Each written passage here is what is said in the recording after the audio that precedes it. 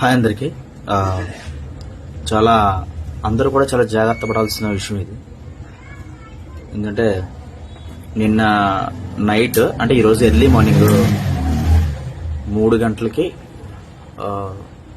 నా బండి ఎవరో తీసుకెళ్ళిపోయారు. అంటే దొంగతనం జరిగింది. నా బండిని మార్నింగ్ 3 అంటే తెల్లగట్ల 3 అవుతుంది. నా బండి ఎవరో లేపేశారు. సో జాగ్రత్తగా ఉండండి అందరూ కూడా. పాత బండి అయినా కొత్త బండి అయినా లాక్ వేసేసుకోండి. ఎవరు కూడా బయట పెట్టద్దు. బల్లేమి కూడా ఎవరి ఇంట్లో వాళ్ళు పెట్టేసుకొని కిటికీలకు కానీ దేనికో దానికి కానీ చైన్లు, పెద్ద పెద్ద చైన్లు ఉంటాయి కదా, చైన్లు కట్టేసుకోండి. ఎందుకంటే ఏమో ఎవరో వస్తారో తెలియదు. అప్పుడు దాకా ఉన్న వస్తువు సడన్గా మాయమైపోతుంది.